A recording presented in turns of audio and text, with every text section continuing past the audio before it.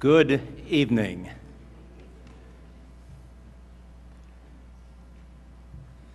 Good evening to you all. I'm Ed Beard. I am the former dean of the McCormack Graduate School, one of the sponsors, along with our good friends, the Kennedy Library, of tonight's evening. I am filling in for the current dean, the real dean, Steve Crosby, who has an absolutely unbreakable conflict tonight and regrets deeply that he cannot be here with you. I'm delighted to be here. I'm delighted to see all of you here. I believe that you're going to hear tonight about one of the more remarkable private international initiatives that you will have heard about in your lifetimes. And I think you're going to hear it from one of the more remarkable individuals that you will have ever encountered in your lifetimes. I first met Padraig O'Malley over 25 years ago at the University of Massachusetts, Boston, when Padraig was working for former president of UMass, Franklin Patterson, in the Center for Studies in Policy and the Public Interest. Padraig, none of you will know this, but Padraig was trained as an economist, and at that time, back in the distant past, he was working on Massachusetts state economic analysis, officially, and unofficially in the evenings, doing political consulting and political polling for various folks out in the city. When we founded the McCormack Institute back in 1983, Padraig became one of the original founding senior staff of the McCormack Institute, present at the creation. And Padraig immediately founded the New England Journal of Public Policy and became its first and only editor. Most of you will know that Padraig O'Malley is the world's leading expert on the troubles in Northern Ireland. He has written extensively on Northern Ireland for the last 3 decades, and in the 1980s and 1990s, after we had founded the McCormack Institute, Padraig wrote a great deal on Northern Ireland, including his 2 remarkable, renowned books, Uncivil War's Ireland Today and Biting at the Grave, The Irish Hunger Strikes and the Politics of Despair. My own first visit to Northern Ireland was in the company of Padraig O'Malley, and Padraig O'Malley introduced me on that first visit to John Hume, then the head of the SDLP and now a Nobel Peace Prize winner. And I have many memories of that trip, one of them sitting with John Hume while John Hume said somewhat wistfully that he thought he would be a lot more productive if he could just get off the jar. And this comment was made to me while he and I and Padraig were comfortably ensconced in a pub at 4 o'clock in the afternoon in Derry. The 1990s, or the late 80s and 1990s, were also the time when Padraig O'Malley first became interested in South Africa, which became his consuming interest for the better part of a decade. And the South African accomplishments, the work, the writing, the advocacy is remarkable. I will only mention 2 or 3 items. His remarkable accomplishment in bringing the representatives of all of the parties in the Northern Ireland troubles to South Africa in 1997 for what became known as the Great Indaba, when the leadership of the ANC, the African National Congress, advised the Northern Irish on all sides how to resolve their differences, how to accomplish peace. And 1 year later, with clearly the direct influence, at least, of the Great Indaba, we had finally the Good Friday Agreement. I'll also mention Padraig's absolutely remarkable new book, just came out within the last year, called Shades of Difference, Mac Maharaj and the Struggle for South Africa. And before I leave South Africa, I do want to say one thing. I want to very strongly urge all of you, despite the fact that Padraig's talking about Iraq tonight, I want to very strongly urge all of you to go and look at Padraig's South African website called The Heart of Hope.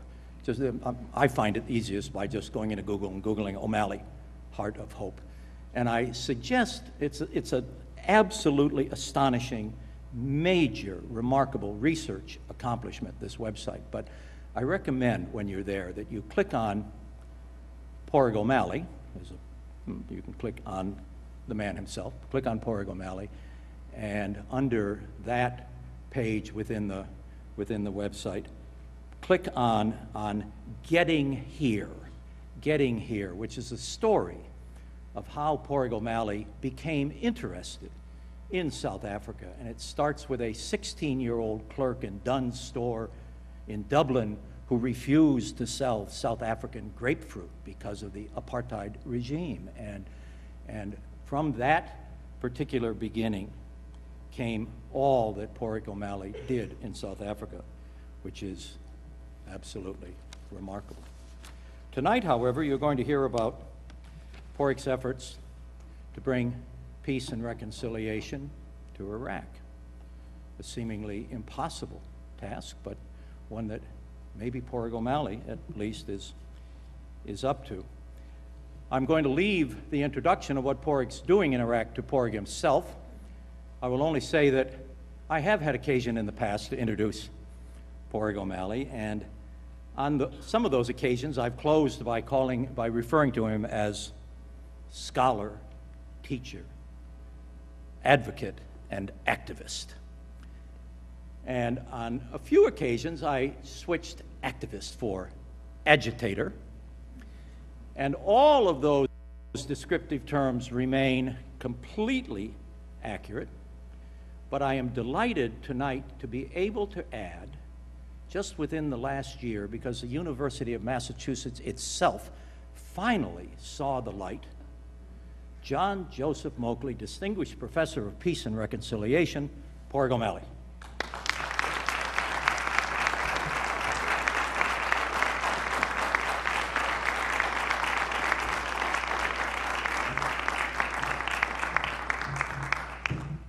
Thank you, Ed. There's good news and bad news here. The good news is this might be the first time when the introduction is longer than the lecture itself. But I should first correct one thing. None of the things I have been engaged in over the last 30 years have been about me. There has always been a team of people that I have worked with, without whom none of these things would be accomplished. And I can look right out here and see Catherine Shannon. We've worked together from the 1980s, and Mike Donlan, definitely the unsung hero of so many efforts and initiatives in Boston and Northern Ireland. Somebody that I admire most for the fact that he can tolerate people with huge egos and always subordinate himself to their wants and needs, sometimes to a point where I want to give him a kick in the ass. But that aside, there's also my dear good friend, somebody with whom I've been acquainted for over 20 years now, Sherman Teichman. Sherman is the director of the Institute of Global Leadership at Tufts University, and is a whirlwind of innovation in teaching, and certainly the greatest teacher that I know, from whom I've learned, and who was one of the initiators of the Iraq project, which I will get to in a moment. But Iraq is not about me. It's about Sherman. It's about Bobby Benditson, who is the trustee of Tufts University and who single-handedly funded at least 70% of two conferences in Helsinki. A huge sum of money that he laid out for the sole purpose that it might do good. He was looking for no larger recognition than the hope that it might do good. Of course, he was a former student of mine, and I instilled him with all these idealistic values. Unfortunately, he went on to make a lot of money, or he came from a lot of money, which I didn't know at the time, because if I had known it at the time, I would have treated him differently. Definitely, he would have gotten better grades. I hope I haven't left out anybody. I mean, I've been very lucky in my life to work with an extraordinary range of people with vision, and in a way, the people who never get the credit they should. And so I do not stand here to take credit for any of the things I have been involved in. Without other people, nothing would be possible, and it is their passion and their intensity about the issues with which they were engaged, all involving peace and justice, that have made our little efforts accumulative and allowed other people to get on with the job of moving the processes in all of these cases forward.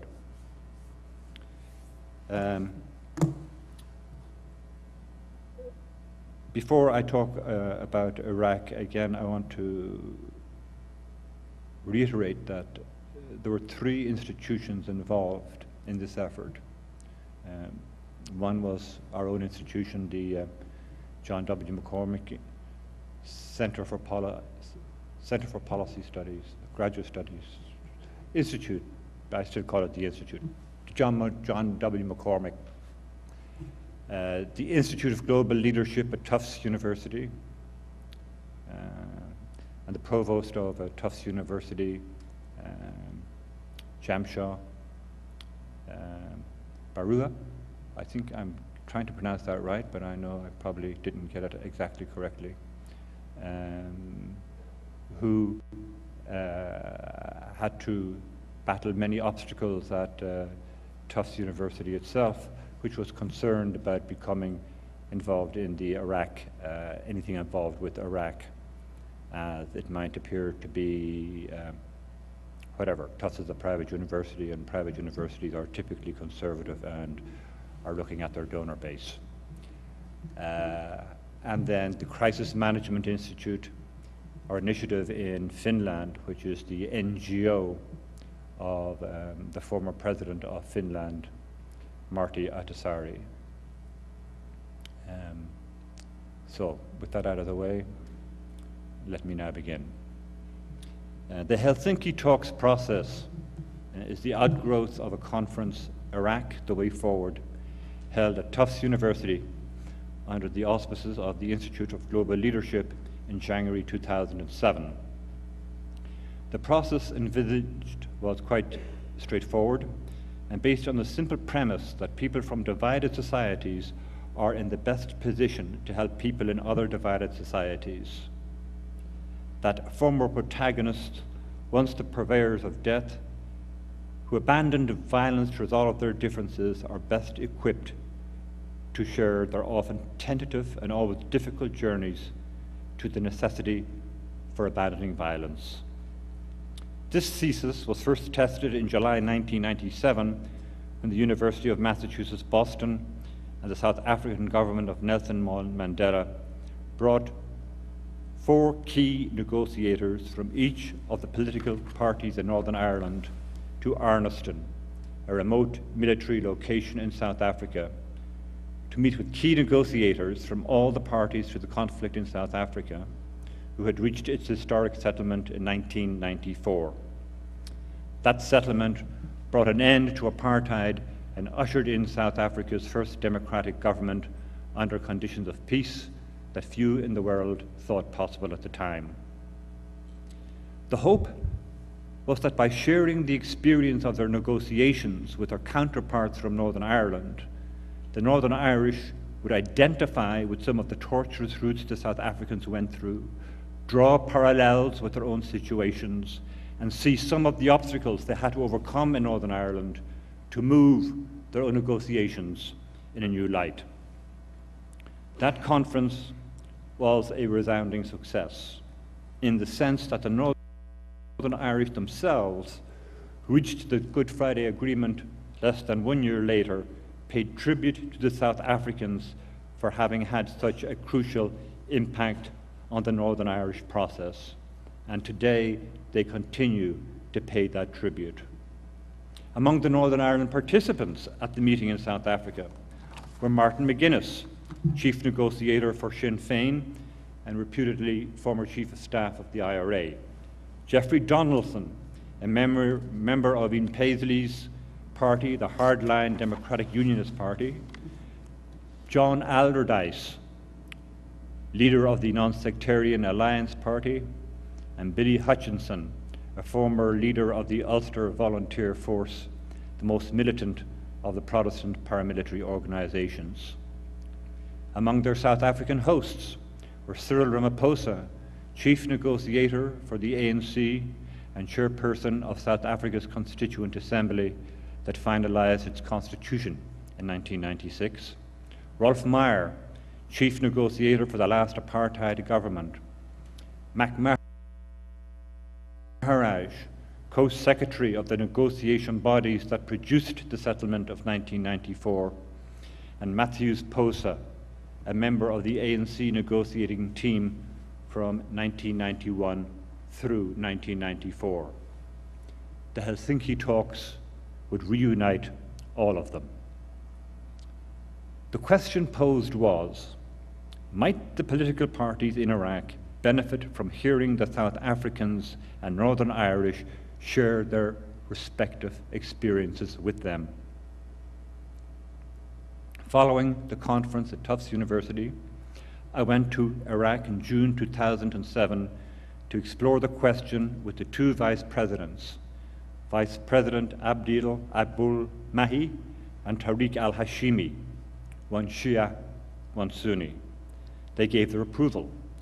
The Shia and Sunni parties in Parliament also gave their approval, and through the good graces of Martti Ahtisaari, the former President of Finland, the government of Finland agreed to provide the facilities. In the early days of September 2007, 16 representatives from Shia and Sunni parties met with teams of Northern Ireland and South African negotiators in Hirvensalmi, a rural community about a 3.5-hour drive north of Helsinki. They met for 4 days of intensive discussion and interaction. The agenda was set by the Iraqis. We were intent that from the onset, this would be an Iraqi process, that the Iraqis knew better than any outsider what issues needed to be discussed, that the ownership of the process should be in Iraqi hands, that the Northern Irish and South Africans came to serve, not to dictate what should be done or not done. The sum of their own experiences was what they offered. The rest was up to the Iraqis. Throughout the conference, each Iraqi had the opportunity to meet on a one-on-one basis with the players from Northern Ireland and South Africa, a most important part of the process, because what is shared behind closed doors between two people creates an intimacy, a shared trust that in time injects itself into the larger collective, becomes a serum of concealed empathies as more and more of these conversations occur. On the fourth and final day of their deliberations, the Iraqis, after looking at a document that was used in the Northern Ireland peace process called the Mitchell Principles, the Iraqis produced and signed off on a document of their own involving 12 principles which they committed themselves to as instituting the framework for future negotiations among themselves. They also identified 9 political objectives which had to be resolved before the political parties they represented could give more concrete expression to the mechanisms that would monitor implementation of these principles. You have copies of both of these documents. But perhaps the most important outcome of Helsinki I was the decision of the Iraqis themselves, led by Minister of Dialogue and National Reconciliation, Akram el-Hakim, that there should be a Helsinki II. There was also an important downstream effect. It brought the Northern Ireland participants, who are members of Northern Ireland's new power-sharing government, closer to each other, and thus enhanced the ongoing peace process in Northern Ireland. In Northern Ireland, throughout the entire period of negotiations, the Democratic Unionist Party of Ian Paisley refused to have a bilateral meeting with Sinn Féin. They refused to sit in the same room. They refused to have one-on-one conversations. That was the situation a mere 18 months ago. Now they are in government together. When former enemies, Jeffrey Donaldson from the DUP and Martin McGuinness from Sinn Féin, shared their experience of coming together with the Iraqis, each was supportive of the other. Each heard, perhaps in new ways, the respective narratives of grievances, fears, mistrust, and perceived conceptions of reality they had clung to for over 30 years. They bonded, almost by virtue of having to share and listen.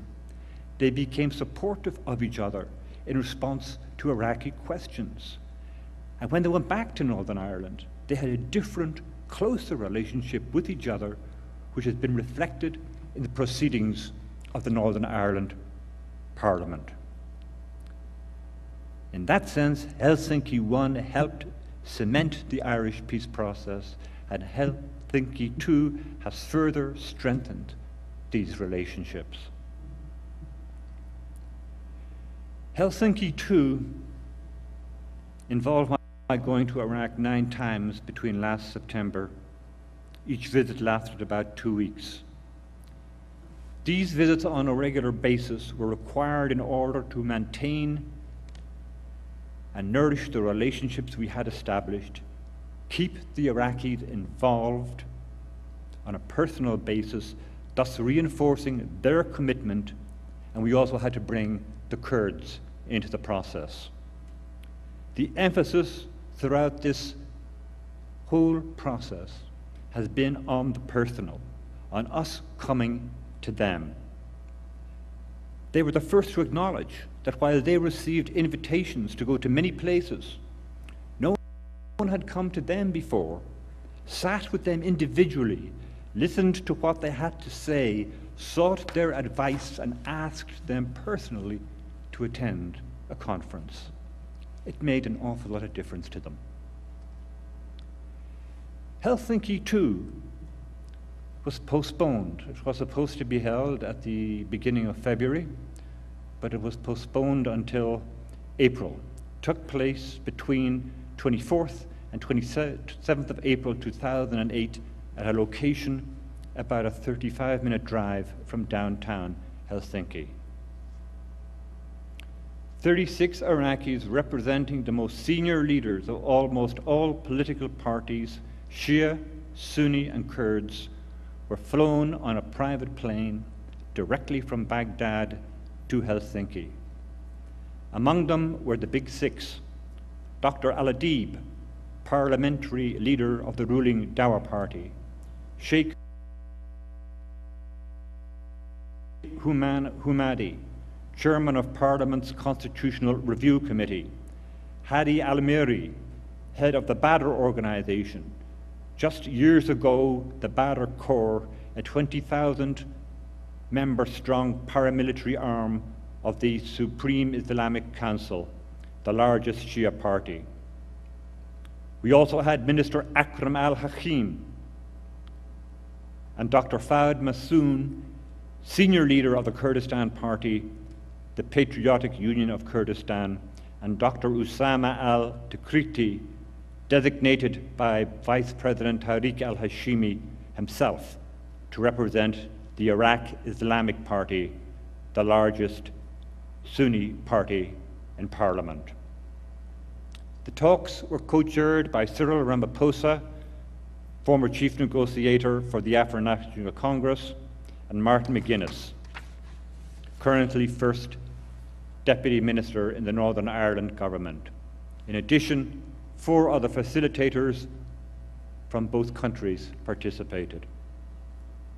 On the final day, Sunday, 27th of April, time literally ran out, and the conference concluded with the Iraqi delegates agreeing to 14 principles that would provide the ground rules for all parties wishing to participate in the negotiations process, and 14 mechanisms that would be developed to monitor implementation. On a further 3 principles and the wording of 1 mechanism, there were outstanding differences, mostly of nuance. To complete the work, the Iraqis invited the facilitators, the 5 from Northern Ireland and 5 from South Africa, and the conveners, that is the John McCormack Graduate School of Policy Studies, the Institute of Global Leadership at Tufts, and the Crisis Management Initiative, to Baghdad to complete the task. The Iraqis also had a final request that all the proceedings were kept under wraps until matters are finalized in Baghdad, and we are, of course, honoring that request. Questions. Was Helsinki 2 a step forward from Helsinki 1? The answer, I believe, and of course I'm prejudiced, is yes. The principles and political objectives you have in your hands, which were identified at Helsinki 1 as the necessary ingredients of a genuine reconciliation process, were debated at length. A drafting committee rewrote some according to suggestions made, amended others, added more, and deleted or at least reworded a few. Similarly, with the political objectives, these were translated into implementation mechanisms that would, at least on paper, monitor the degree to which the parties that had signed on to the principles were adhering to them. And finally, the parties agreed that all political interests that wished to participate in negotiations on the future of Iraq would have to sign up to and abide by these principles. So to sum up, the Iraqis expanded on the principles developed under Helsinki 1, abandoned a few, and turned the political objectives into mechanisms to ensure implementation. The latter, I believe, was a real breakthrough because the Iraqis recognized that an agreement without teeth, without providing for a way of monitoring its implementation, would be just another piece of paper. 2, there was an agreement reached and signed off on by 5 key players with regard to both principles and mechanisms. This is a document signed by the 5 most senior people at that conference. They are currently debating this agreement with their colleagues in Baghdad. This agreement lays solid ground and reason for moving on to a next round. 3, besides the fact that the table was longer, more inclusive, and participants came not as individuals, but as official representatives of their political parties, that the tribal communities were represented by senior sheikhs from both Shia and Sunni tribes representing hundreds of thousands of transnational tribes. Among the Sunni sheikhs were members of the Anbar Awakening Councils, the militias formed by the Sunni tribes to fight Al-Qaeda once Al-Qaeda began to destroy their tribal communities. These councils are now trained and armed by the Americans, paid $300 each a month, are about 90,000 strong in number, and are a very potent military force. In short, and the sheikhs in Helsinki laughed at the irony of this, they are now being paid by America not to kill Americans and armed by Americans to kill Al-Qaeda. Looked at in another way, the Americans, in an effort to reduce their own casualties, co-opted elements in the insurgency. But in doing so, they have created a formidable Sunni fighting force that is not under the control of the Iraqi government. The obvious question is, what happens to these awakening councils when America starts to withdraw? Are they not in a more powerful position to turn their fire on a government which they believe represents and caters to predominantly Shia interests? This contingency is specifically provided for in one of the implementation mechanisms, which calls for the integration of the awakening councils into the Iraqi security forces. 4. The breadth of representation was very significantly enlarged. Representation extended to 14 political blocs and included the most influential independent members of Parliament who are members of key parliamentary committees. 5. The principles that were tabled after 10 rounds of drafting are more developed, more inclusive, and the attention to identifying the mechanisms that will ensure implementation, if properly administered, address the question of intent. That is, were they really serious about implementation or simply going through an exercise? 6. The Iraqis began to assume greater control of the process with their willingness to hold the next round of talks in Baghdad within 3 months. You might say that Helsinki 3 is morphing into Baghdad 1. 7. The Helsinki 2 principles are improved. They are more specific and also appear to have broadened out to recognize minority needs and human rights. The mechanisms proposed for ensuring free and fair elections and the broadest possible political participation are also more specific. A notable deletion from the principles that emerged from Helsinki 1 is the acknowledgement of the need to deal with the legacy of the past. Yet among the mechanisms they agreed on, there are a host that emerged from Helsinki 2 that would specifically address this issue.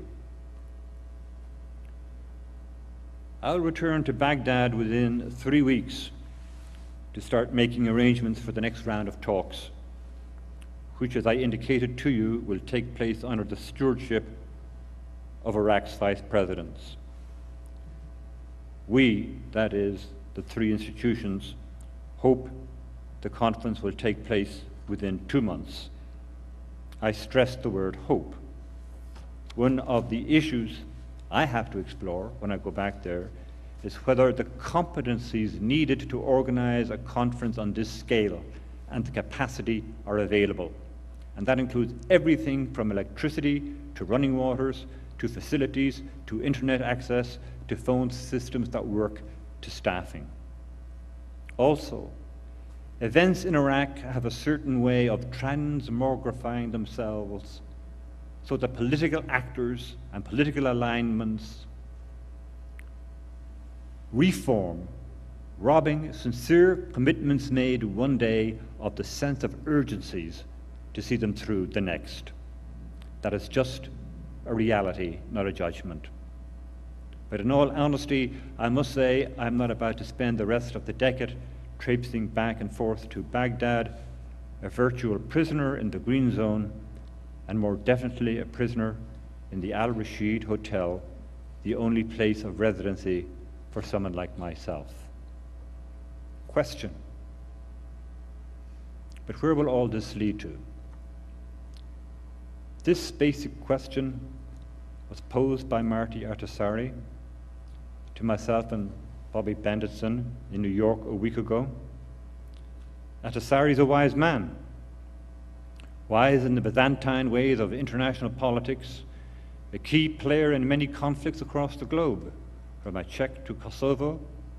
In short, a man not to be ignored, a man who has given both moral support and financial support through his NGO, the Crisis Management Initiative, to the Helsinki talks. Ahtisaari's question is really this. You've had Helsinki 1, and now Helsinki 2, and now you're about to embark on Helsinki 3, and maybe there will be Helsinki 4, 5, and 6, and maybe more and more.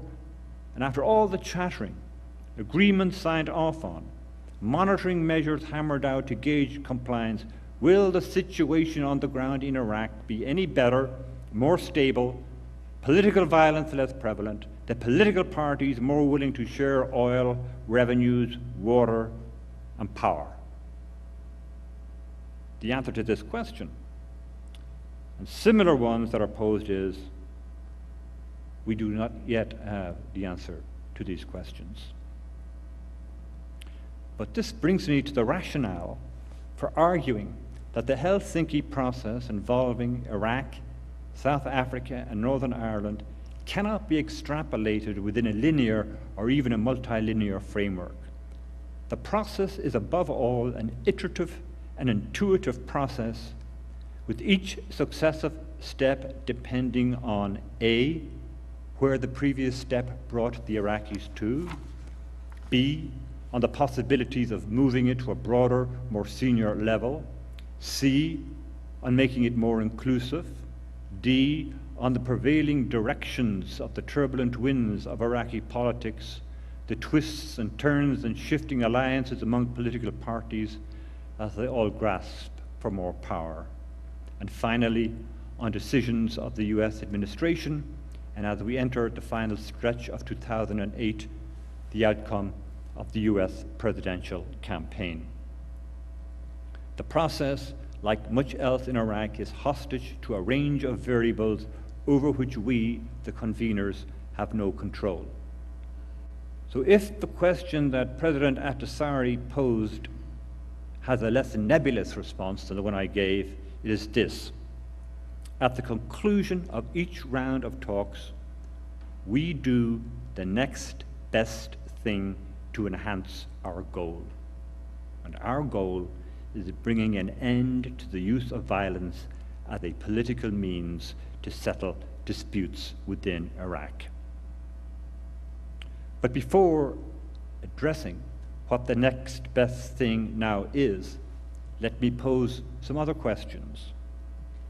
First, just how seriously do the Iraqis themselves take these talks? I think the best answer to that is the level of involvement of the Iraqis. In terms of quality, one senior official in the Iraqi Ministry of Foreign Affairs said to me as they were boarding the plane in Baghdad that the delegates who were going to Helsinki 2 were probably the most senior, high-caliber representatives of Iraq's political actors and elite, both at political party and tribal community level, who were prepared to gather in one place to conduct discussions about political reconciliation among themselves. The process has the endorsement and stewardship of the two vice presidents, Abdul Ahmahi and Tariq al-Hashimi. They have embraced these talks and see them as the most constructive route among many competing routes to result in the political parties in all parts of Iraq reaching common accord, resulting in the articulation of a set of principles which all parties in the negotiation stage of the evolving peace process will subscribe to, if they are to join in a common purpose. Without the assistance of the Speaker of Parliament, Mahmoud al-Hashtani, who enabled 24 parliamentarians to leave the country at the same time during a session of Parliament, these talks would not have been possible. Without the Ministry of Foreign Affairs, and in particular Foreign Minister Moshar Zabari, Helsinki too would not have been possible. Without the input and intervention of both Dr. Mufak al-Rabai, Director of Iraq's National Security Council, and General Nasir Abadi, Deputy Chief of Staff of the Iraqi Joint Forces, Helsinki too would not have been possible. Without the active participation of Minister al-Hakrim and Sheikh Hammoudi in drafting the letter of invitation to the conferees and setting out the purposes of the Helsinki II conference, the conference would have dissolved into inchoate sloganeering. Indeed, the absence of such sloganeering, the orderly and free expression of opinion, of differences, of the issues that divided them and united others, made for rich dialogue, minimal disruption, but a determination to bring simmering discontents to a head. The Iraqi participants worked long hours, and although some made frequent requests to see the city of Helsinki, they accepted that it was not to be, that in the trade-off between sightseeing and more work, they agreed that the latter should take precedence. So when they left Helsinki, they left a city they never saw. Moreover, in very frank exchanges, an agreed understanding emerged between Northern Ireland and South Africa facilitators and the Iraqis that this was a reciprocal process, that the continuation of the participation and the Northern Ireland and South Africa teams was conditional on their being convinced that the Iraqis were serious about reaching accord. The Iraqis were given an equal right, the right to declare the proceedings at an end whenever they were convinced that the Northern Ireland and South Africa teams were not responding to their needs adequately, or the model for resolving differences was not working. And finally, in the context of this understanding, the fact that the Iraqis suggested that the next round of talks take place in Baghdad was more than a symbolic gesture. It was a concrete expression of their willingness to take full ownership of the process. Similarly, the fact that the Northern Ireland and South Africa facilitators graciously and humbly accepted the invitation was an expression of their belief that the Iraqis had come to do business with each other. In that moment, the implicit became explicit. This process will continue among the Northern Irish and South African facilitators and the Iraqis until the outstanding issues in Iraq will be resolved. The absence of political reconciliation, the lethal squabbling and bickering, jockeying for positions of patronage and status, game playing, has paralyzed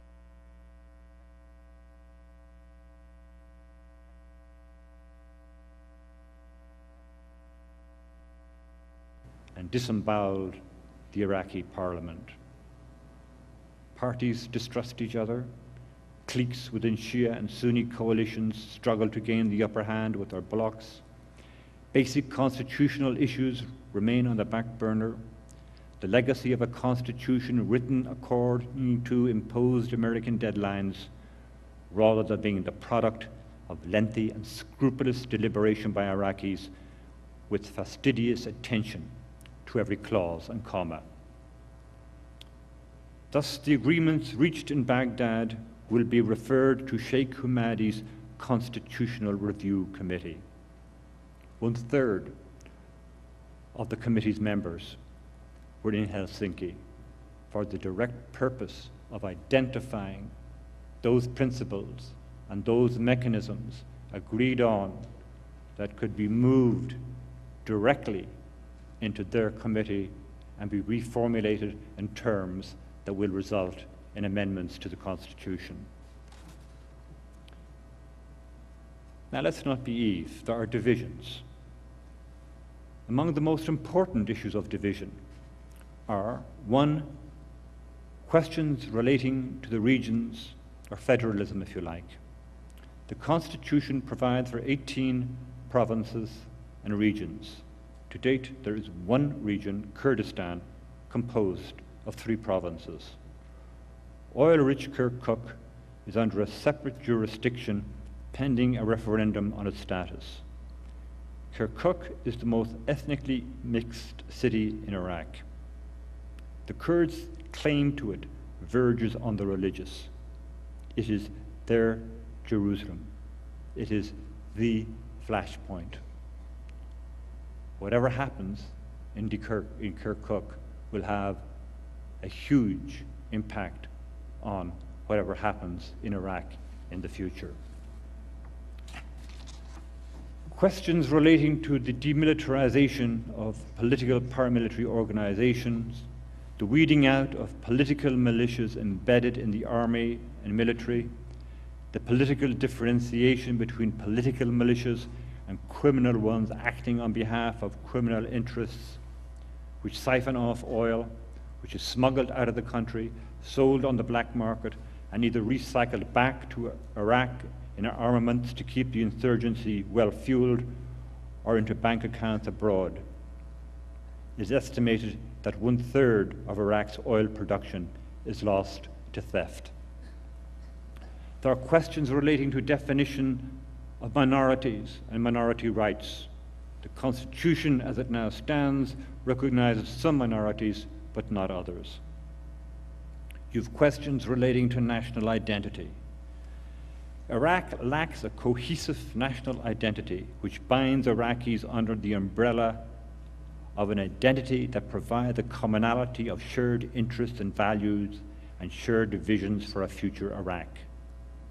While the majority of Iraqis are Arab and Islamic, the largest minority is Kurdish and Islamic. The Kurds have a cohesive sense of their national identity, language, and culture. They want parity of recognition in the Constitution. The memory of the oppression of Saddam Hussein are assiduously nursed. For all intents and purposes, Kurdistan is an independent country with its own army, the Peshmerga, a 160,000 professional military force, its own police, functioning government institutions. It has little interest in the rest of Iraq other than how events there might affect its autonomy. The status of Kirkuk will determine the relationship between Kurdistan and the rest of Iraq. But undoubtedly, the most important militia is al-Sadr's Mahdi army, now in fierce combat with both Iraq security forces and American air power. Muqtada al-Sadr is probably the most potent political force in Iraq, with a huge following in Iraq City, the slum of 2 million people on the outskirts of Baghdad.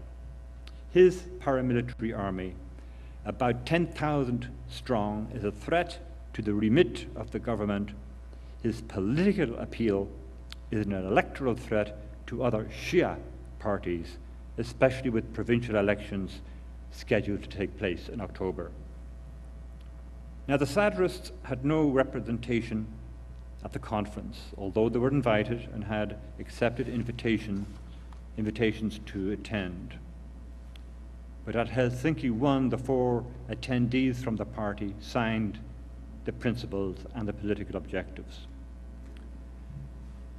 Now, this has cropped up in the media on a few occasions, but didn't the Sadrists boycott the conference?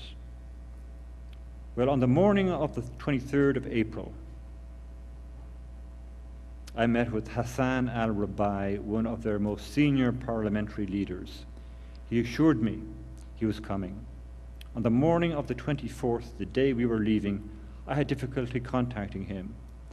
Not unusual in Iraq, where the state-owned telephone company Iraqna is plagued with breakdowns, weak connections, and often abrupt endings to difficult-to-hear conversations. At approximately 11:30 a.m., we did make contact, and he informed me that he was caught in Sadr City, that intense fighting was going on between militants and Iraqi security forces, and that it seemed unlikely he would make it to the airport. He didn't. Now, some commentators read that as a boycott. I interpret it exactly as Mr. al-Rabai recounted the circumstances to me. He had attended Helsinki 1 and signaled his commitment with his signature to the principles. And if I say that taking 4 hours to get from a place like Sadr City to Baghdad International Airport, that would take 4 hours, to me, that's entirely believable, because from a far safer place, it has taken me 3 hours. You've got to think of a distance of like 15 kilometers with 23 different checkpoints, including 2 or 3 which are full body, and where you've got to throw all your luggage out on the, not your case out, but your luggage out on the ground, and it's rumbled through and left there for you to re-put together and carry on. So we lost another person who also got caught at a roadblock and missed the plane. So for Iraq, this is usual. I mean, he would have made the plane had it been an Iraqi plane. The unfortunate thing was that in Iraq, a flight on time is a flight that is at least 2 to 3 hours late. What happened with us was that our flight actually took off when it should take off. I think a first in Iraq. But there's an urgent need to bring the military arm of the Sadrists into the process. On the next round, we will try and make direct contact with the Mahdi army by having the Sadrists in Parliament make the necessary introduction for us, so that we can initiate dialogue and explore how they might respond to overtures for a ceasefire and a gradual process of demilitarization. What you see on television every night, the US fighting an urban guerrilla war with air power, supposedly with precise targeting of individual members of the Mahdi army as they run from bunker to bunker or launch rockets, is so incredibly bereft of strategic sense that no further comment of mine would do justice to its stupidity. Now, the analogy here, and I don't want to make too many analogies, is with the IRA in Northern Ireland. The 1997 ceasefire enabled Sinn Féin, its political wing, to secure a place at the negotiations table, and then begin the processes for decommissioning of arms as written into the Good Friday Agreement in 1998. And that established the mechanism that would monitor the process. An international monitoring commission under the chairmanship of John Allardyce, also one of our team, was established to oversee and report on decommissioning, not just in the IRA, but also in the loyalist paramilitaries, the Ulster Defence Force, and the Ulster Defence Association.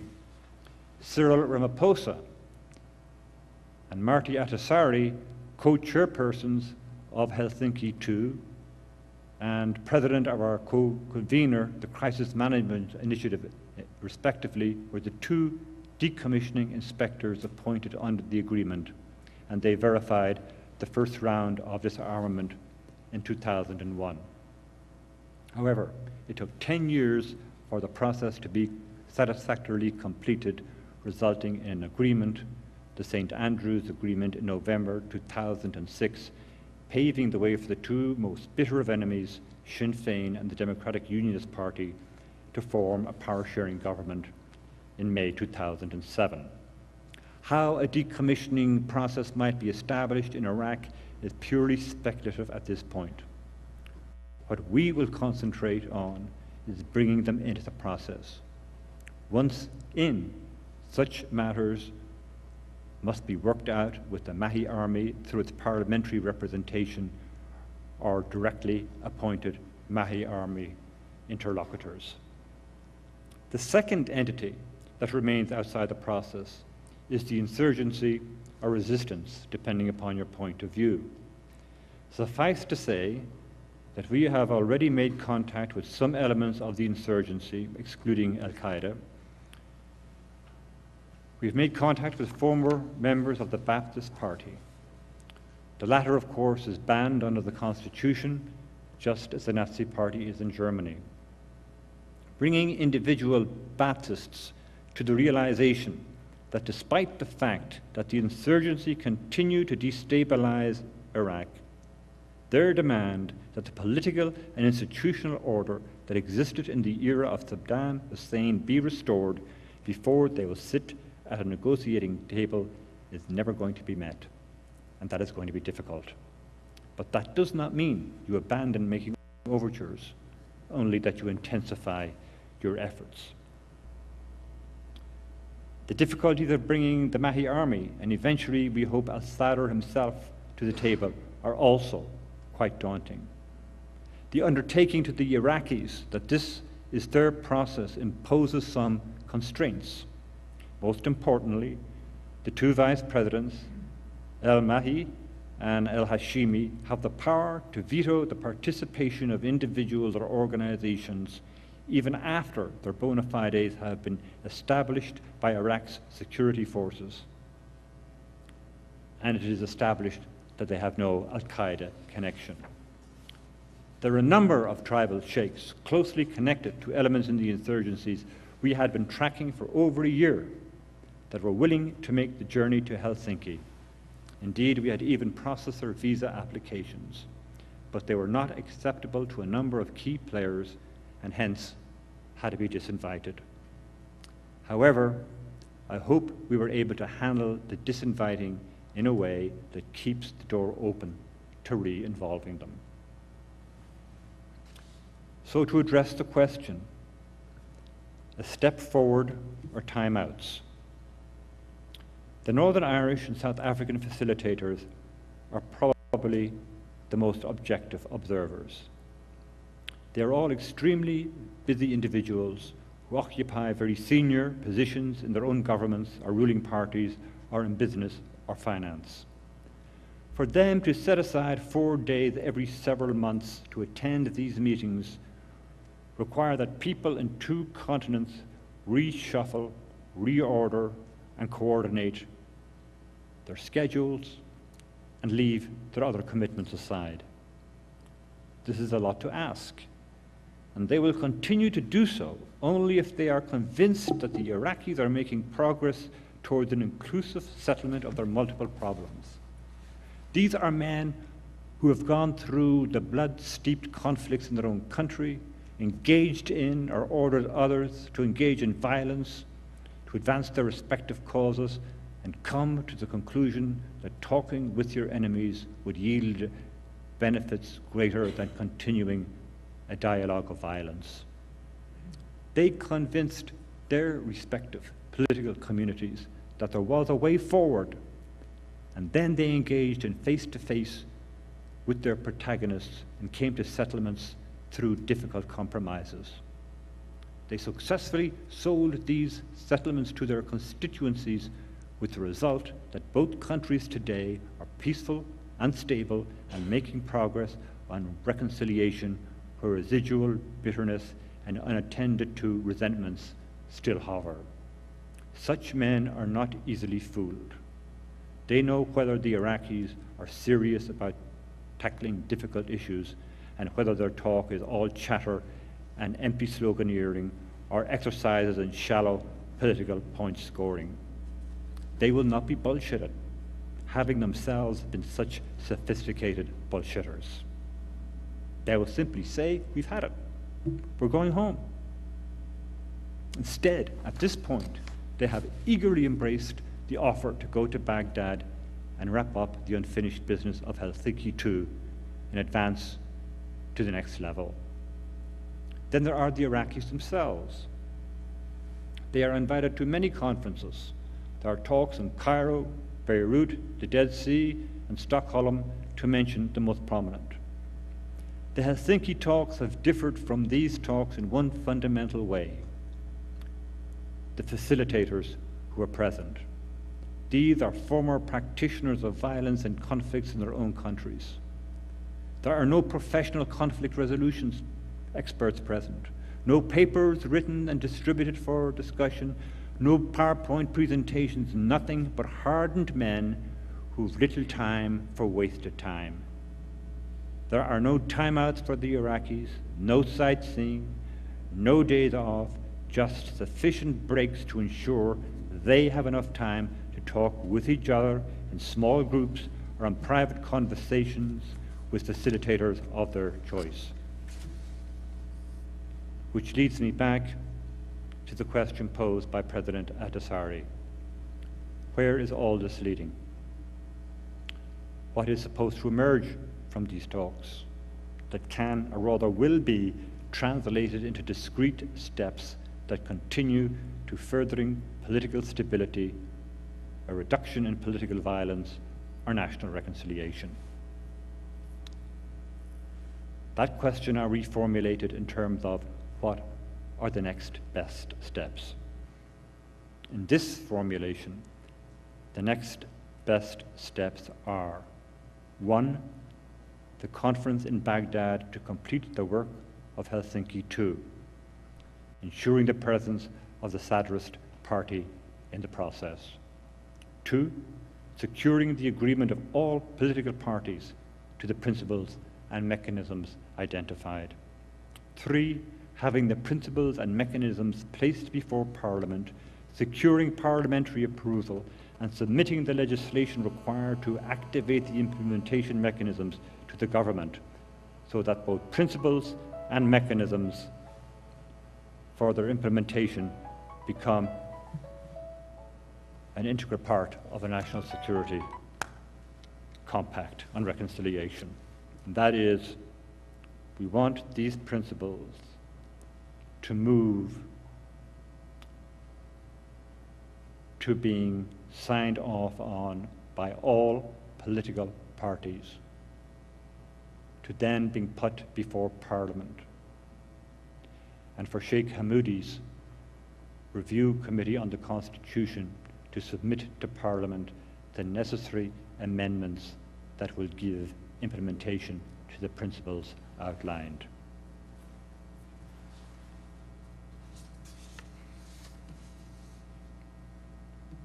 And finally, we will continue to attempt to pull people outside the process into the process. One of our guiding principles is that no matter what violence people outside the process commit, the day comes when you must talk to whomever uses violence. There is no other way. You have to draw them in, which means you have to talk to them, which means that when Jimmy Carter goes and talks to Hamas, he's doing the exact right thing. And one day, someone is actually going to say, we have to talk to Al-Qaeda. And one day, it will happen. Because there is no other way. All conflicts can be reduced to the last two people, each with a weapon pointed at each other. And they can either decide to shoot each other, bomb each other, or whatever, or they can both drop their weapons and say, I think it's about time we should talk. And when they look around, find that, well, there's no one else left standing. All conflicts at some point reach the stage where the people who've been most condemned for the use of violence are talked to. And that's a complicated process because it usually begins with intermediaries running back and forth between them, but it invariably and inevitably happens.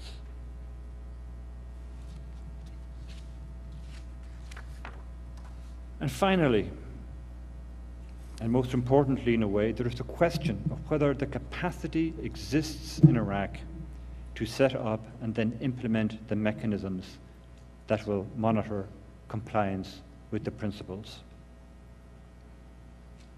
The answer to this at present is a sorrowful no. That capacity does not exist.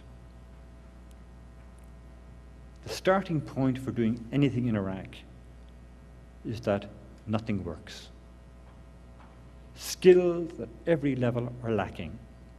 Having migrated with the approximately 2 million Iraqis who fled the country and the 1.5 million who are internally displaced.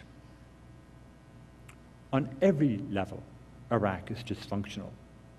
And even if through some miraculous happening the necessary skills were available, there is the question of trust.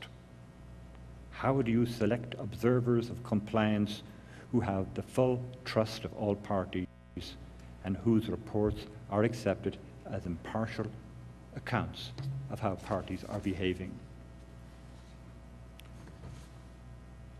We, the conveners, were invited to come to Iraq to give expression to an idea. After certain steps are taken, certain goals achieved and hopefully implemented, we will leave the arena. Individual members of the Northern Ireland and South African teams may continue to work with particular Iraqi blocs or with the government of Iraq. The governments of Northern Ireland and South Africa may wish to carve out a role for themselves with, of course, the consent of the Iraqi government and political parties.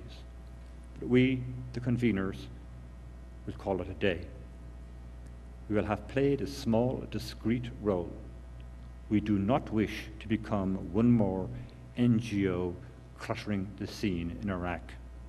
We will simply retire to our individual and professional lives. When we see that as the next best step, that is how we will proceed. Thank you.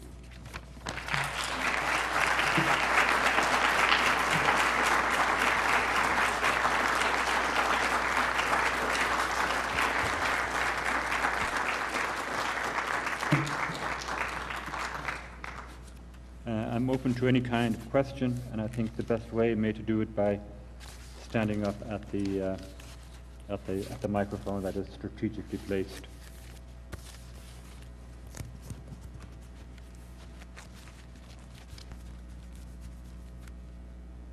Marcy, you must have a question. Don't disappoint us, please. I have a question. I think we're all just so still rather stunned by what has been accomplished in such a relatively short time and how positive it is, despite your realistic assessment. I have a process question, and it's on this matter of ownership. Are there different kinds of ownership, little ownership, big ownership, a continuum of ownership, which I guess is really more, instead of metrics for ownership, I guess that my real question is, and I think it's something perhaps others have wondered too, how do you manage the tension between ownership on the part of the Iraqis and your own insatiable and fierce commitment to moving the process forward?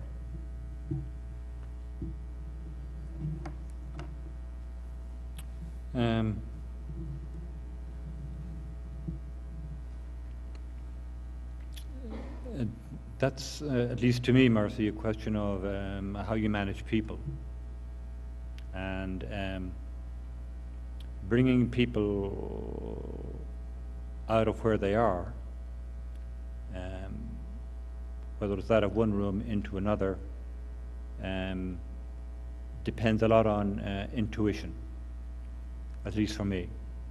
That is, who do you identify as being what sequence do you set up in your mind as being the necessary sequence in how you move people? Who do you ask first? Who do you go next to? Who do you leave to last? So what you try to set up is an evolving process that gains mass. We are at the point which says, if you are serious about this, you must show your seriousness by doing things, by action. Now, just going to Baghdad is in fact just a small action. If that's the extent of the action they would be prepared to take in the future, I think it would be very difficult to hold the Northern Irish and the South Africans in hand. So, you know, it's balancing three different groups, if you like. You've got the Northern Irish, you've got the South Africans, you've got some competition between them, you've some competition among them, okay? Even when they're facilitating. I mean, who's doing what? Who'll be called what? And then you've got the Iraqis. And in Iraq, status is everything, everything. Unless you're aware that treating people with respect is a far greater consideration than any form of moral outrage at what their actions might have been, is the way it works. You cannot condemn. It's not done.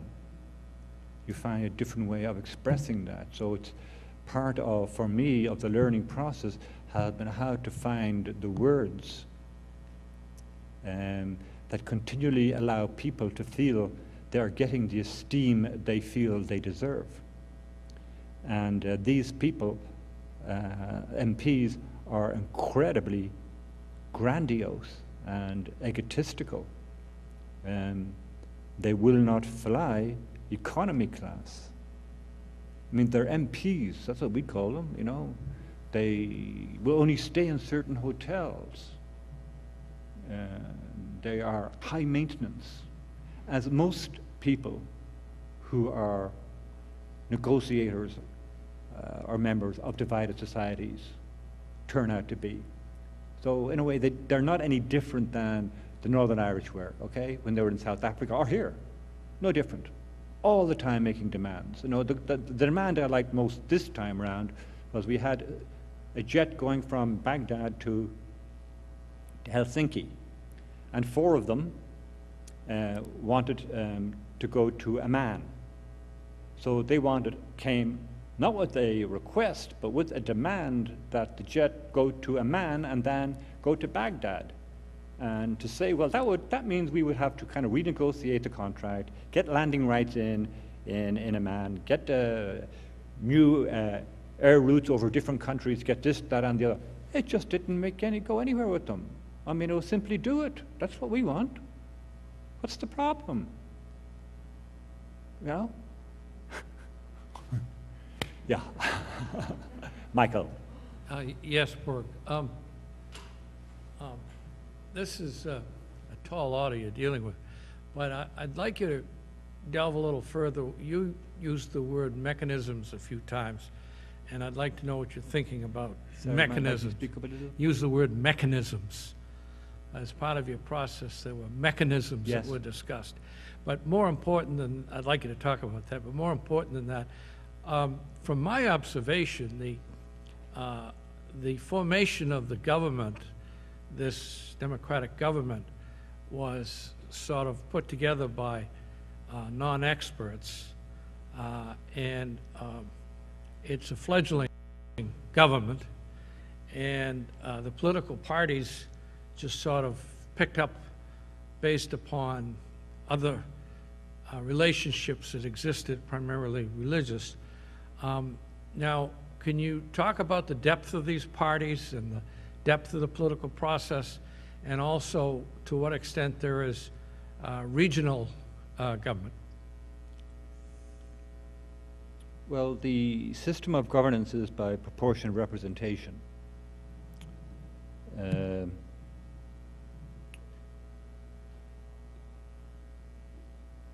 There is a little party organization in the way we would identify it,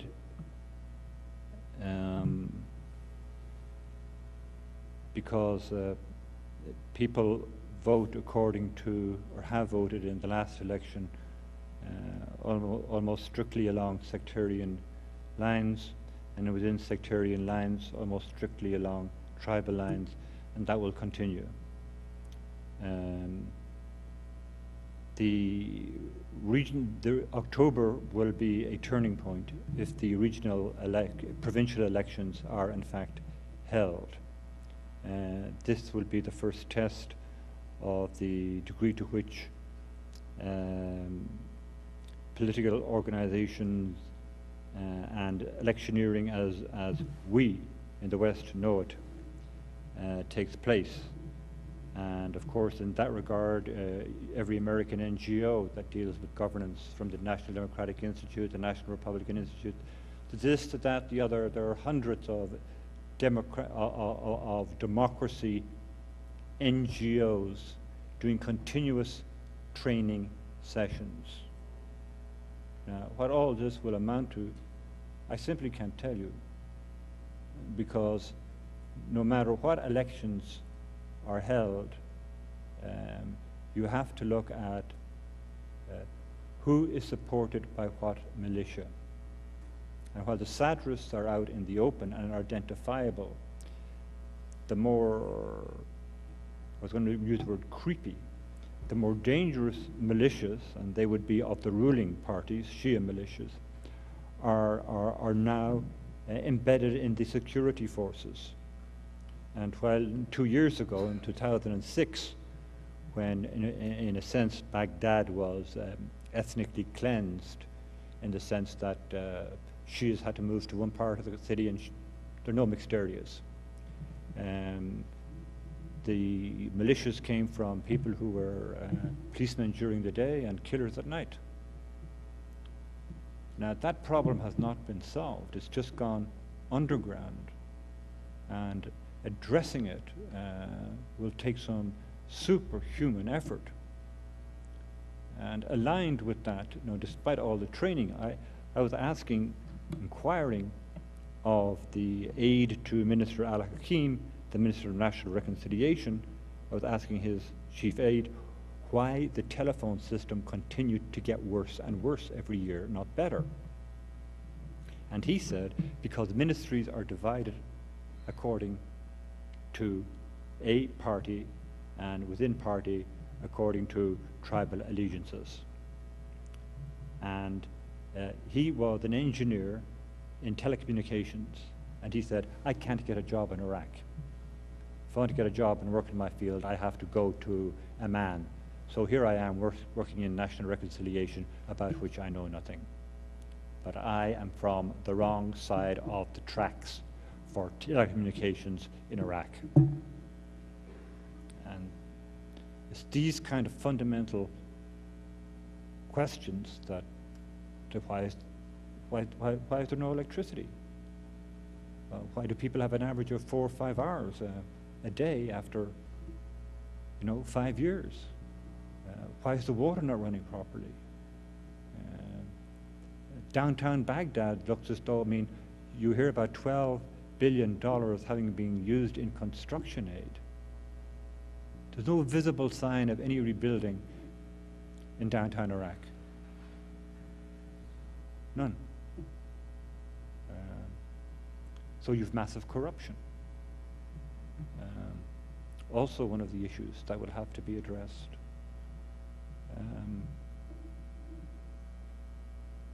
I don't know whether I've answered the question, but there are lots of NGOs, particularly American NGOs, who have done democracy work all over the world, working with political parties, doing the same old workshops that we're doing right here in Boston many years ago. The same old principles. But I don't know whether designing a poster has much relevance to politics as practiced in Baghdad, to tell you the truth. Yeah. Dad, could you come up to the thing, please?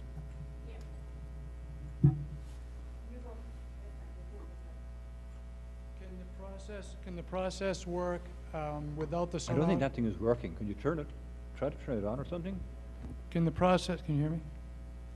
Can the process work without the surrounding countries, or do you consider Al-Qaeda an inside organization or an outside the country organization? Because you said you need to include everyone in the process. Yeah, outside. Consider them outside, so Yeah. they're That's second why. tier. It's not going to happen. That's on why the the Sunni tribes turned on them. It was foreigners coming in a way, a second set, a different kind of occupation. So the insurgents who had been fighting the Americans kind of began to turn on Al-Qaeda because Al-Qaeda was destroying their communities. Okay? That was considered from outside. Yeah, but there's a tendency here now to group everything under Al-Qaeda, which is very misleading because there is a resistance. I mean, the occupation, everyone refers to the American presence as an occupation. Everyone wants America to go, but everyone understands that at the same time, if America were to leave tomorrow, there would probably be a bloodbath.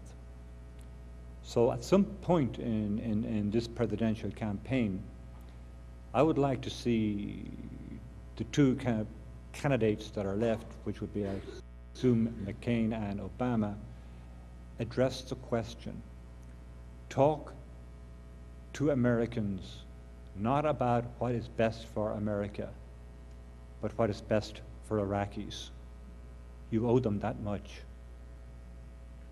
So to say I will bring the troops home in 18 months and not to take into account what that might mean for average Iraqi is simply being irresponsible. It's being more than irresponsible. It's not meeting obligations that have accrued because of your own actions. You know, the Iraqi people are owed a lot. It's too easy to say, you know, benchmarks have not been met and they must do that. And I get very frustrated, very frustrated. I mean, nothing can be done.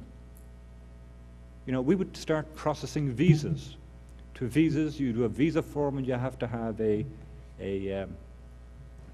passport photograph.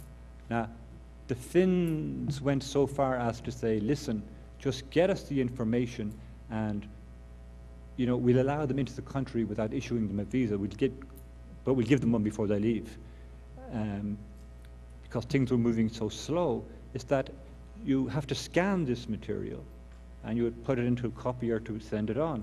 A half an hour in, it takes about a half an hour to do each. 15 minutes in, the electricity goes. It means you have to start from scratch. You might have to start from scratch 5 times. So half a day might be taken up with doing 1 or 2. You know, it's our people can't. Right now, I would say, given the fighting that's going on inside our city, means that the average person gets into work to Parliament, at least, because I can only talk about Parliament and the ministries, about 10 o'clock in the morning, and they may have been traveling for about 4.5 hours, and they want to get out early in the afternoon so they can get home. So they will get out about 2 o'clock. So the workday might be from 10 to 2, and throw in a couple of interruptions of electricity, and you know, the workday comes down to maybe a couple of hours. You know, nothing gets done. You know, sophisticated computers are used for typing. You know, the Iraqi parliamentarians write out all their stuff in longhand in Arabic, and they hand it to somebody, and it's typed up on a computer, and that's what the computer is used for. Emails, I emailed, or Nancy here emailed invitations to all the participants 3 times. But my knowledge of having been there said, either they didn't arrive, or if they did arrive, their systems were down, and if their systems weren't down, they didn't open their emails. And when I got there, I found out that not a single person had received an invitation. So if we had relied on that process to do it, they say, hey, why didn't I? No one keeps a diary. So you can say that it's from the 24th to the 28th of April, and repeat that week after week. And 3 days beforehand, you come with all the documentation and say, here's all your directions. They say, for what? It's 3 days from now? Oh, I think of other plans. And it's just, so a comment now, what I increasingly learn is that I must empty my mind completely, as I can, of every way of Western thinking, and accept that the way they do things is absolutely different. That there is a difference when they say, I promise to do that, doesn't mean that they will do it. That requires a different kind of phraseology or a different gesture. And all of these things we don't know of, or we don't sufficiently know of, so that, you know, it's the same with the Palestinians and the Israelis. We don't know how their internal psychological machineries work. And we get frustrated and want them to do things our way because our way is better way, it's more efficient, it's quicker, it's this, that, or the other. That is not the way their societies work or they think.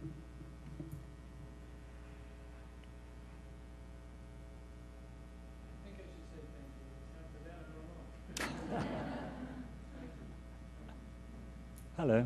I had two questions. One of them was the role of women leaders from Iraq at the conference, and the second is the role of the State Department. How supportive? The role of the State Department. How supportive or obstructive were they? The even in sheikhs? issuing the U.S. State Department in even helping you issue visas. Or did they help support your peace process at all? Sorry, I can't hear that second part. The State Department, the U.S. Yeah. State Department. What about The it? government, what role did they play? Oh, well, I can give you short answers to both questions. One, women have no role in anything. None. Yeah, they because their constitution has because America told them you've got to have so many members of women in Parliament, they have a high proportion of women in Parliament. As to the exercise of power, they exercise none. None. Some extraordinarily bright and women, I mean, none. That's the answer to that. The second question is that the final decisions still in most matters are in the hands of America. So that, again, one of the principles that was agreed on by all at this meeting was that they want an end to outside interference by everyone, all their neighbors, and that includes and an end to the American presence. But as you know, at the moment, and I don't know why this has not surfaced as a presidential issue of any kind, but the current administration is negotiating an agreement with the Iraqi government that will set out the forms and conditions of the relationships between the two countries for the next 25 or 30 years, which Bush hopes to have signed, sealed, and delivered before he leaves office, which will tie, or may tie, the hands of any incoming president. And he's doing it in a way that at least he will say will not require Senate approval, because obviously he wouldn't get Senate approval, but he's going to try.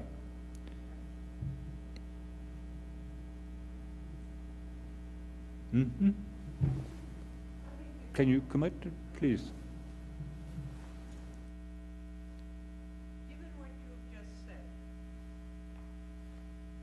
Given what you've just said, would the Iraqi government find themselves, one, forced to sign something, Sorry, when the Iraqi government? forced to sign something with President Bush, and then when a new administration came in, say, forget it? Or would their commitment be such that if they signed an agreement with President Bush, they would assume it would be carried out? The answer is I don't know the answer to that. It may be that the issue would be taken to the Supreme Court. I'm thinking more of the Iraqis. Since you've been in touch with so many of the leaders, Yeah. would they just say, we'll do what we have to do to get rid of, until Mr. Bush is gone? And then Yeah, they want the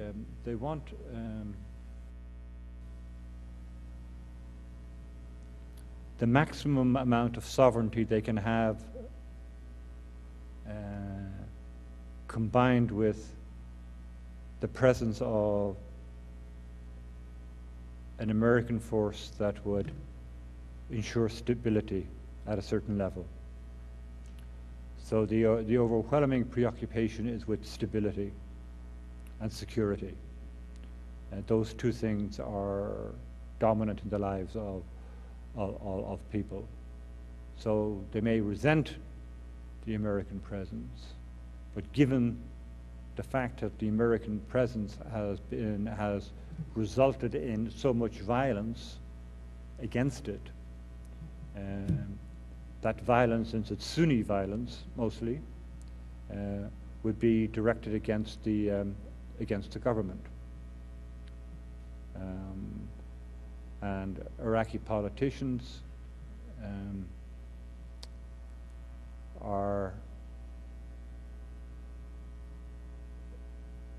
live in a dream world.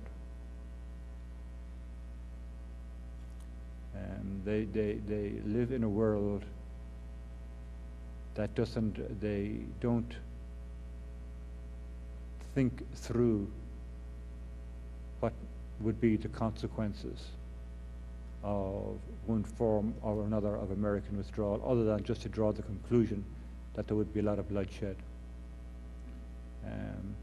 Everything is played for, not unlike here, for short-term gain, for a larger office, for more status, for a nicer resident within the green zone. I mean, this conference got cancelled 2 days before it began, when the Speaker of Parliament, who had not been invited, announced in Parliament that he had just heard about this conference in Helsinki, and that's because I was going around handing out, you better be at the airport 2 hours before, you better do this, that, the other, take this with you, that, your luggage has to be, blah, blah, blah, blah. I just, 24 members of Parliament leaving at the same time, with so much vital legislation before us. I will impose penalties. And by that he meant that he would withdraw the $400 a day parliamentarians are paid just to ring in, say that they have checked into Parliament. So that's in addition to their salaries. So suddenly they all dropped out. You know, they all counted up, oh, 4 days, that's $1,600. Who's going to pay that?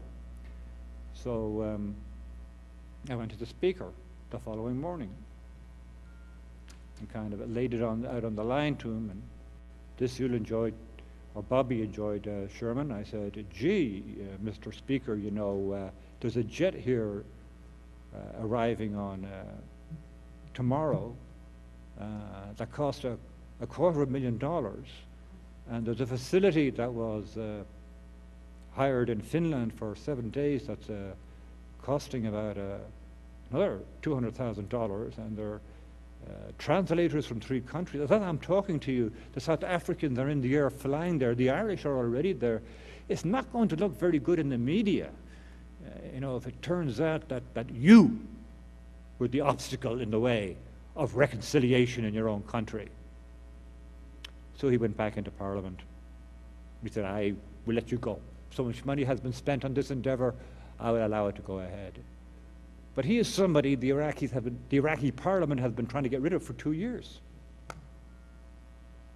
They can't move him out of his office because he refuses to move. So he's still speaker.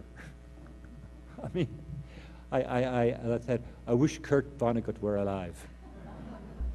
Because, I mean, this is always for me so funny, is that within the part of the green zone that is kind of my home, or not, within the green zone, security within the green zone is handled by a company called Triple Canopy, and they only employ Peruvians, okay?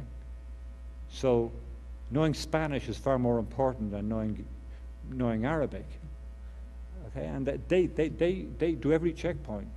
I mean, they check down, Iraqi soldiers go through a checkpoint in the green zone, they have to be searched. They have to put their weapons down and be searched like everybody else. They're lined up against a wall and all the spread. And then in Spanish and in English, besides a huge mural that obviously someone drew, it says, "May God forgive me."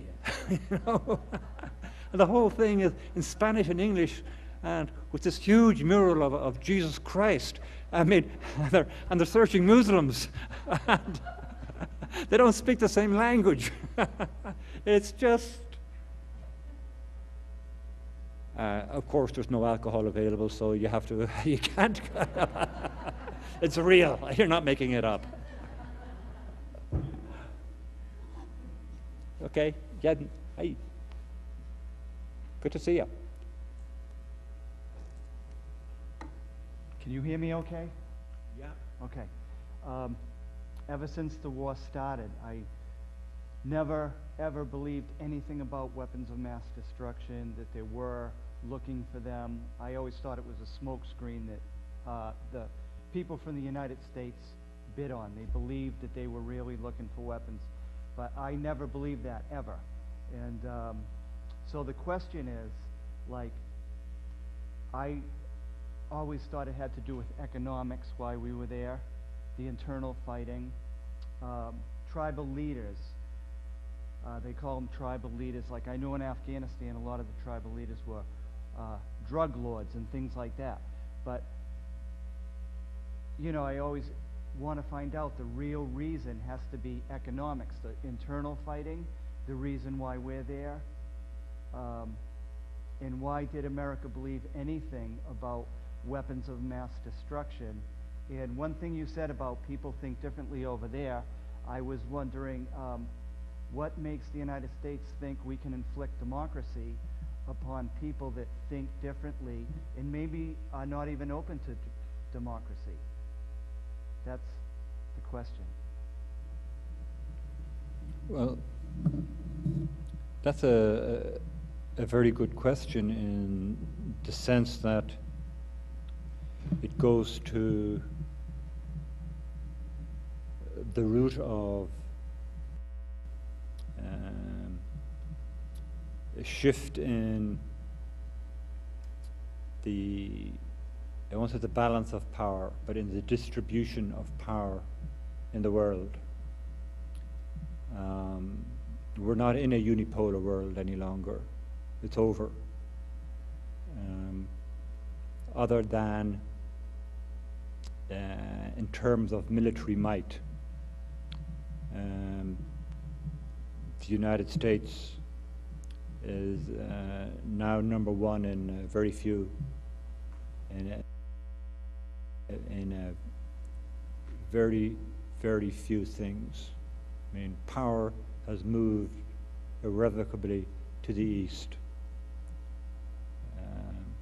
to China, to India, to Brazil, just to name 3 countries, and to a lesser extent Russia, but that's because of its grip on natural resources. In fact, I now find myself repeating what somebody said on a show today when I was trying to type my lecture, is the belief that Americans, for example, should be the head of every world institution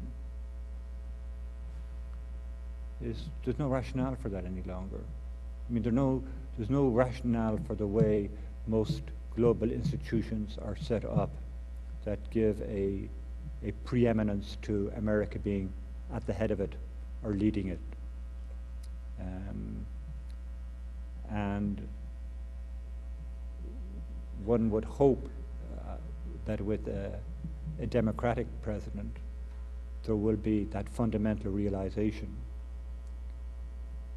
that in 20 or 30 years hence, the world will have changed probably at double the rate it has in the last 30 years.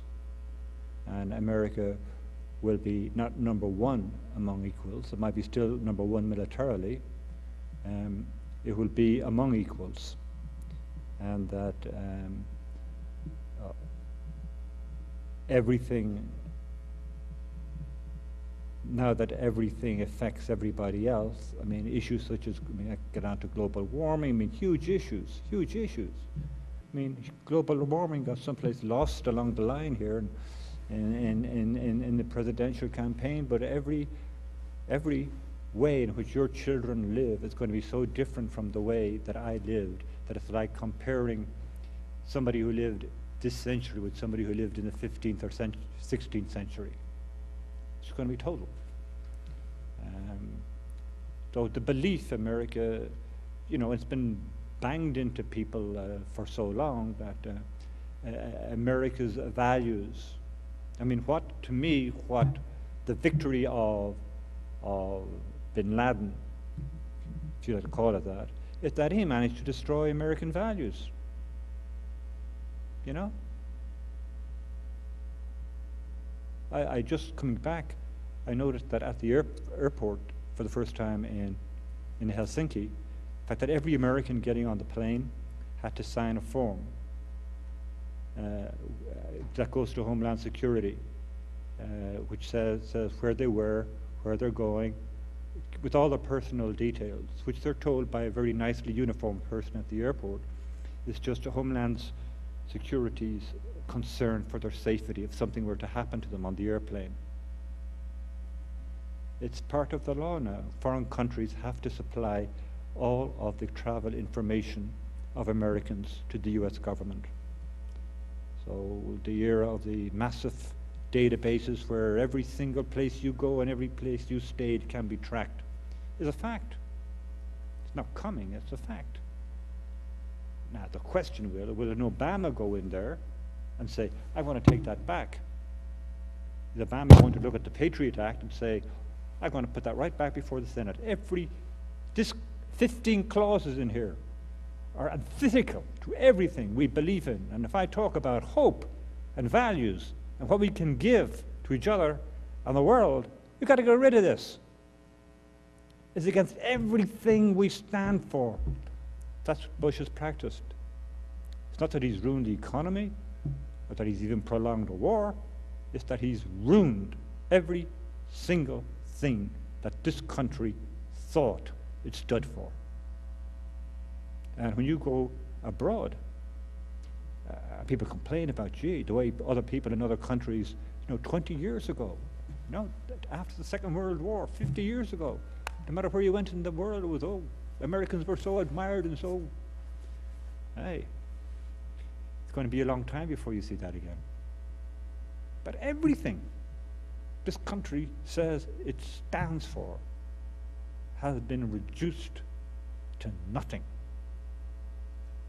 That's one issue. And the second issue is after the Second World War, many years were spent in people, the question being, what did Germans know about the concentration camps and when did they know it? And what complicity did the German people play in the Holocaust? Same question will arise here. What do people know about the indiscriminate bombings that have gone on over the last 20 years, from all the way, not just in Vietnam, but in Cambodia, in Thailand, in Iraq, the casualties, the injuries. What did they know? Oh, there's only 500,000 people killed. Oh, well, it was just, we didn't mean it because we're good and it was only collateral damage.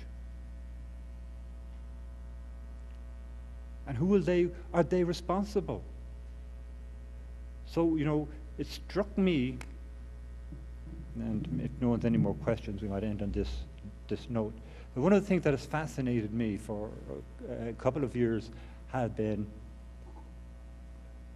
the young men who were the suicide bombers in London in the subways. Now, these were native-born English kids. They followed soccer. They took part in their communities, were part of their communities, helped other kids. And the rationale they gave in the videos that they left behind was that by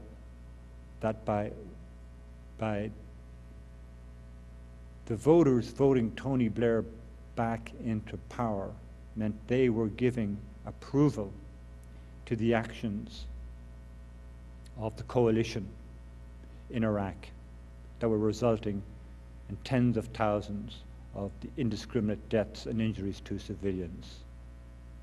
And therefore, the people were complicit in the actions of the government. They knew what the government was doing. Therefore, the only way to strike back was to give them a small dose of indiscriminate killing too. There's a certain logic to it. Yeah, but again, I would say to Sherman here, on we go. We fight the battle. Whatever it is, sometimes it's hard to know what it is, but the thing is that you can make a difference, but you have to try.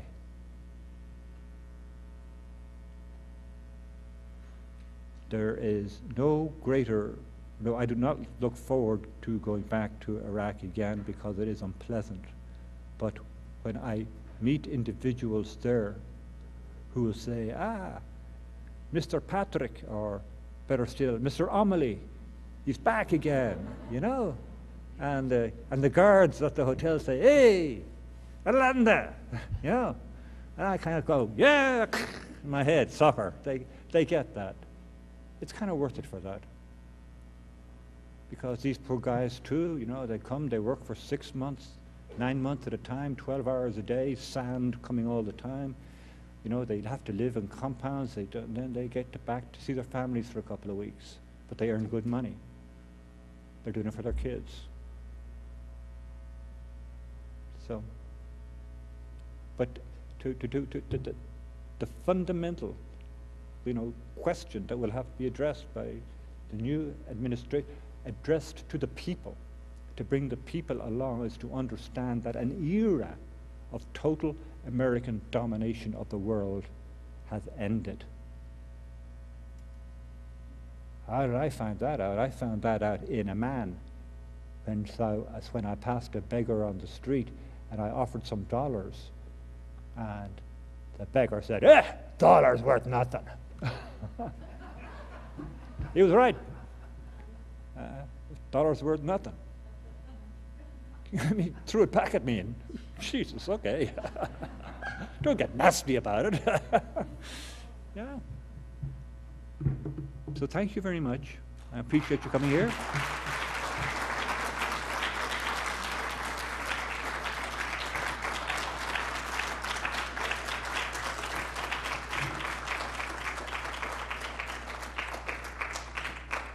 And Pat, those are great, great. This is terrific. Just absorb it all.